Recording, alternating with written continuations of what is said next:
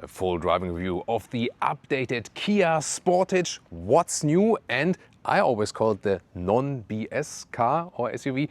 What do I mean by that? And what's new? Everything of that with Thomas and How to Go Fuel in 4K, full screen, full length. Let's go with the updated front. A wider design here for all the different trims. It looks like a small Kia Sorento now, although this is here the smaller Sportage, the smaller brother in the GT line, which we have here today. High gloss black, also here in the lower elements, so especially more contrast if you have the white exterior color. Also new headlamp design here with the daytime running lights. It looks cool, especially also with the turning indicators in this star map design that was introduced with the Kia EV9. However, this one here, combustion engine, pure petrol, inbuilt hybrid, plug-in hybrid, diesel, soon more to the choices, and 17 to 19-inch wheels. These are 19-inch wheels, biggest ones that are available here in this GT line. Black styling once again, and more high gloss black elements here and here and here throughout this vehicle. 4.55 meters or 179 inches is the length, compact segment, and new tail lamps here, a more modern design. So I think visually it works very well. Or what do you think? Tell me in the comments. Got the GT line badge here, and unique for the GT line here you also get the ECS, the electronically controlled suspension. So it's the adaptive suspension for the GT line we are driving today. So that means when you put the sport mode, the suspension is also a little bit stiffer then. Under the hood, all about the 1.6 liter 4-cylinder turbo engine. Petrol here, the normal petrol one is the most sold one, 150 horsepower front-wheel drive, 180 horsepower all-wheel drive. Have it here combined with a DCT, dual clutch transmission, automatic. And this one here is also a little bit increased in the horsepower tune now, the all-wheel drive version. Then there's an inbuilt hybrid, which also gets more power now. And also a plug-in hybrid of the facelift is also to come. And also 1.6 liter turbo diesel is available. The exact facts and figures we also have always in a separate data comment for you. Towards the interior with a new key fob here, which has a very interesting surface, like a matte-ish surface. Feels really cool, nice. Then door closing sound. That's good. Also for the rear, maybe just like the, but these are actually also quite okay. So nothing to complain here at all. Then inside of the doors, here is somewhat soft and also with a structure with the GT line with a microfiber inside here. It's also softer for the elbow, could be maybe a little bit softer. Interesting door handles from the inside, memory seating is available, no covering at the inside of the doors here, and Harman Kardon sound system. And we have a completely new steering wheel, and in the GT line, two-tone, soon more details to that. Completely new cockpit for the Kia Sportage facelift here, horizontal format 2 times 12.3 inch. Dashboard here is not super soft, but at least structured, and reducing high gloss black. You do have something here, but here not. And also they took away the high gloss black from the middle console, that we have a different structure here. By the way, if you see this detail here, not sure if you can see it on camera, I think that was a sticker for the winter tire limit, which was placed before here. Also real buttons here for seat cooling, seat heating, heated steering wheel, easy to access. I love that. And you also have this new climate unit here, for example, where you can individualize 2-zone AC, or you can also use it for some hotkeys. You can change that. We have seen this unit here with the recent Kia EVs, for example, as well. So a little bit cleaned up. At the same time, you still have physical interface. That's pretty cool. This turning jog basically for the gear selection in the middle here. Then middle console, this is somewhat soft for your elbow. The only thing here, this is not like super well attached, and a lot of space underneath, more space in the front here. And you can also extend the cup holders by pressing here. Show that to you again. Goes quite quickly. It's very interesting. They're not very adaptive though, gotta say that. And with the GT line, seats here, pretty cool. 2-color effect. High-grade leatherette, feels really soft. Perforation in the middle, because there's also the seat cooling, so that's cool. Then you're basically, yeah, fit for every kind of climate and temperature. That's pretty cool. And the GT line also gets the 2-tone steering wheel, 2-spoke design, completely new steering wheel. This is also animal-free material, and it really feels high quality.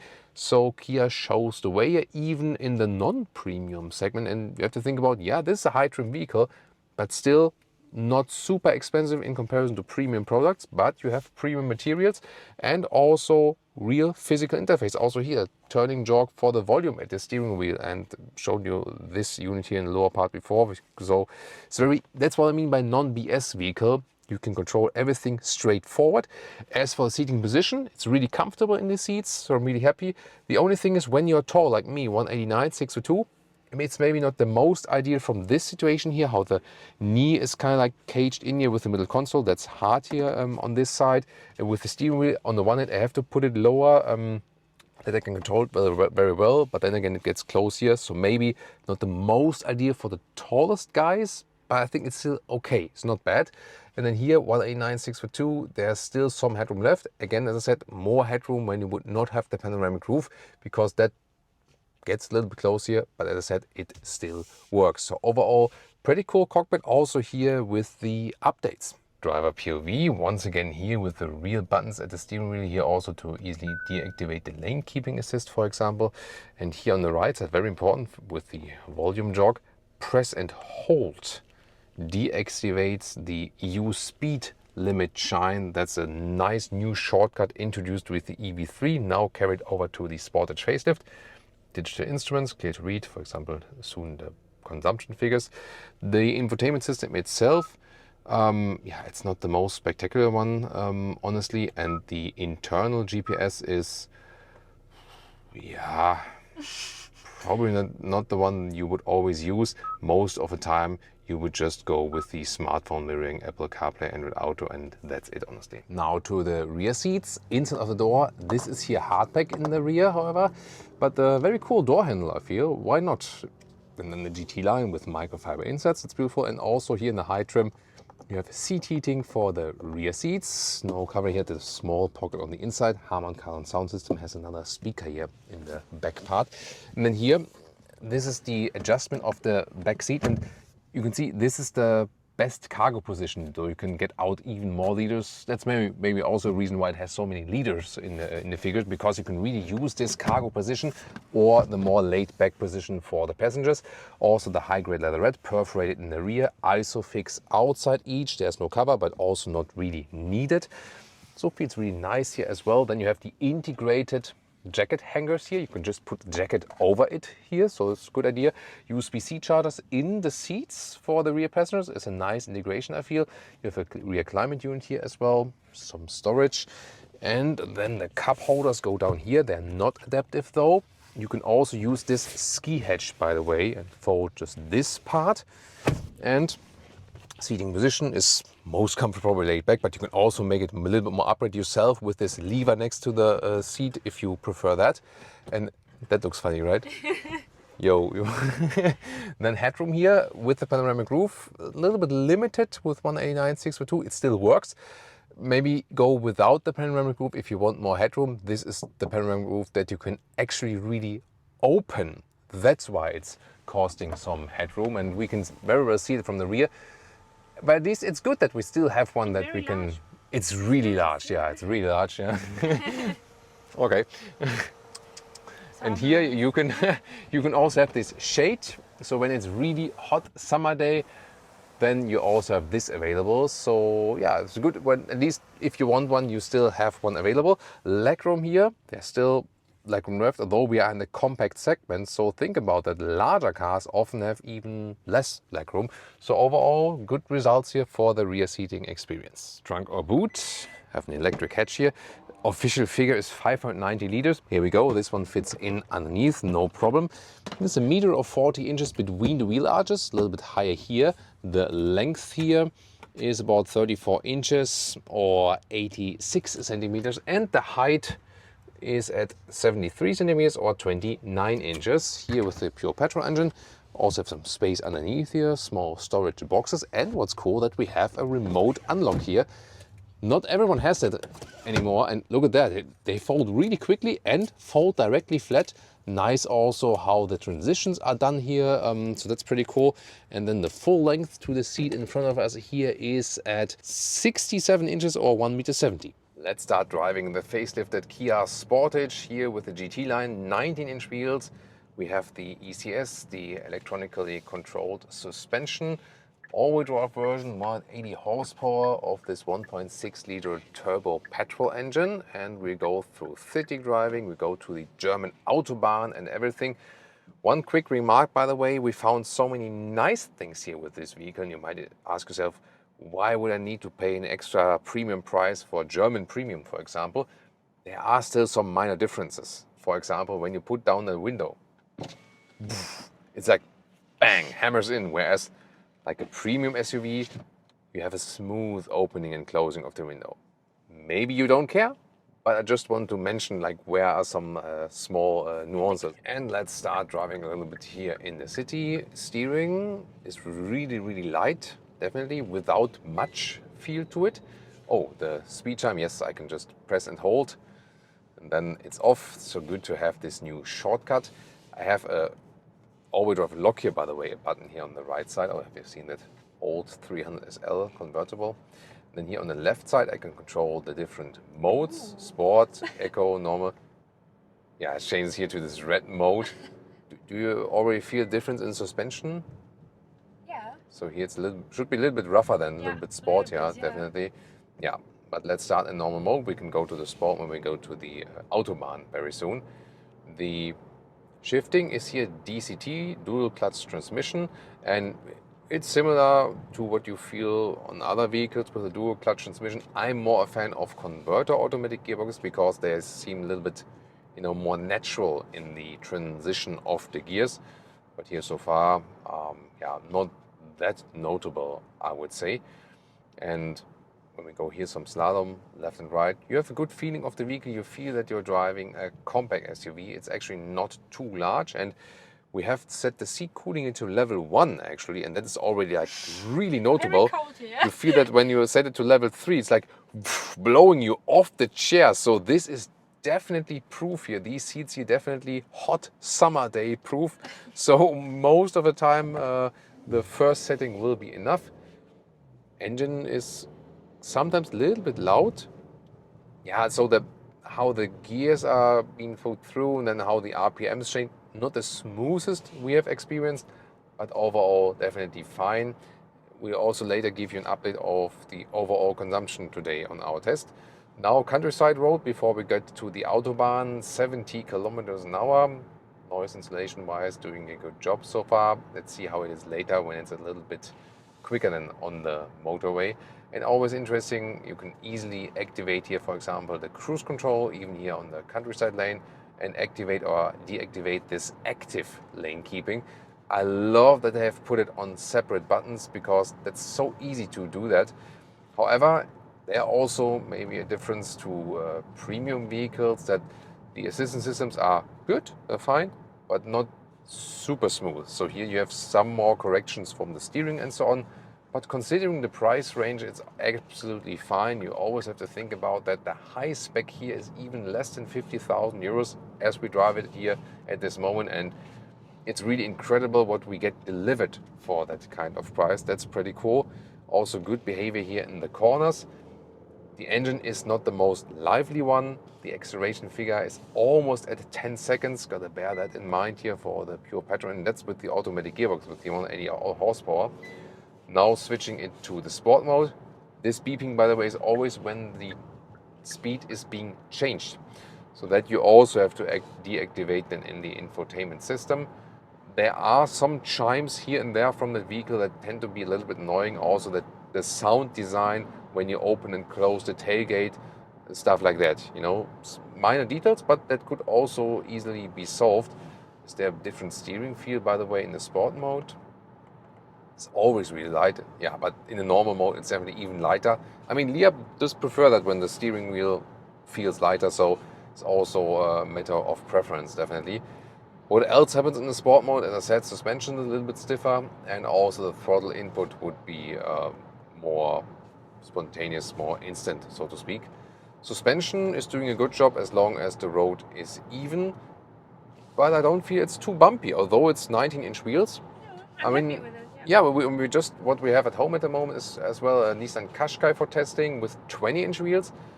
Yes, of course, it's a wheel size larger, but the overall composition there was way stiffer. We also had a Cupra Formentor in the same segment recently with 20-inch wheels, which was really rough. So I think the overall suspension setup here is quite balanced. That's what they did here. So I have a good feeling for the vehicle, but it's not getting too rough. Now here, transferred bumps. Yeah.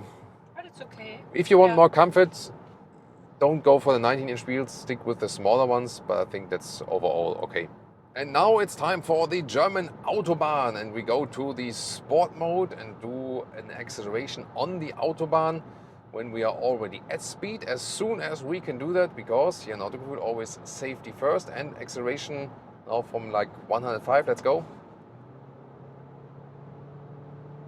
120, 130, 140. See here, yeah, the engine feels like, oh, I'm struggling. And there's not so much acceleration coming, so that's maybe the only downside. You don't have too much power with this one here, then maybe the hybrid or the plug-in hybrid to get the power with the electric boost or somewhat. And the second thing is here, 140 kilometers an hour, it's like 80 miles an hour, something like that. It's really loud, gotta say that.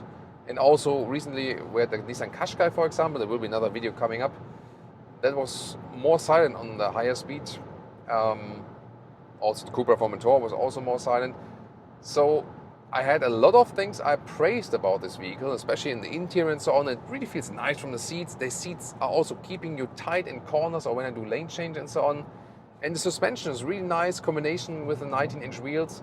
It's not rough at all. At the same time, the car doesn't shake up too much, but you really hear it on the German Autobahn here, on the motorway. It is a little bit loud and also louder than the competitors. So there we found the but basically. So because all the things that the car did well, you might think, where's the catch? Where's the catch? Is there something? Is there a catch at all? Yeah, the catch is loud at higher speeds. It is predominantly maybe a German problem. For that price, it's fine. Yeah, for that price, it's still totally fine. Yeah. Good, super good package, and Yeah. maybe also German problem, because when you go down to non-German motorway speeds like 100 or something, 120 is also okay. Now it's here like now it's okay.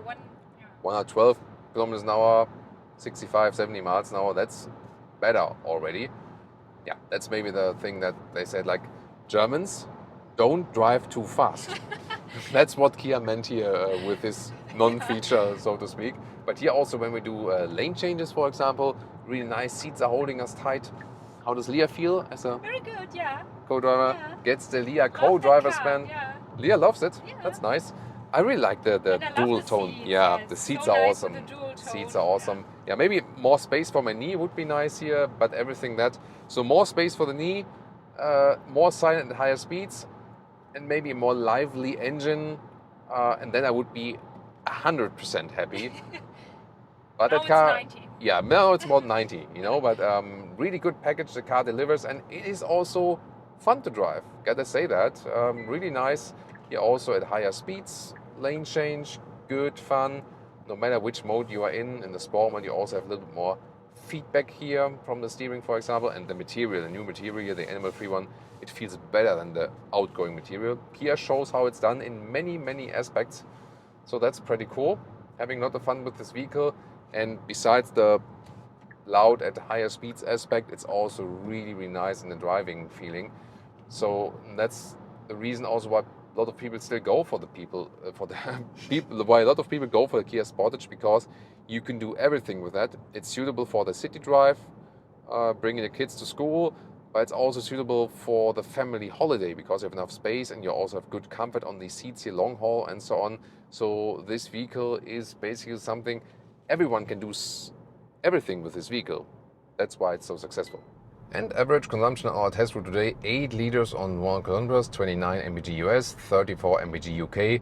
Well, yeah, could be less definitely. Pricing on the Northern American market even starts below $30,000. Here in Europe, starts at 35,000 euros. And if you go for a full spec vehicle here, like the petrol with the all-wheel drive, automatic transmission, GT-Line, some extras and so on, you pay 48,000 euros, which is still, in comparison to the competition, good proposition. For example, the Nissan Qashqai would be a very close competitor, which is then also about 50,000 euros as a full spec, but then as a hybrid, for example. And the Tiguan is, of course, more expensive, just to name some examples. Honda CR-V is also a competitor and so on.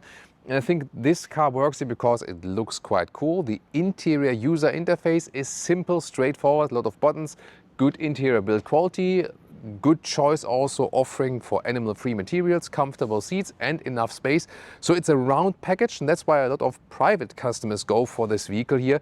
As I said, non-BS, they don't throw BS at you because they just keep things a little bit easier. That's a good thing, you know, really following the customer feedback, improving, for example, less high gloss piano lacquer and so on. So I think they also did a good job here with doing that facelift. And do you agree, or do you think something else? And would you rather go for this one here, the Kia Sportage, or one of the competitors?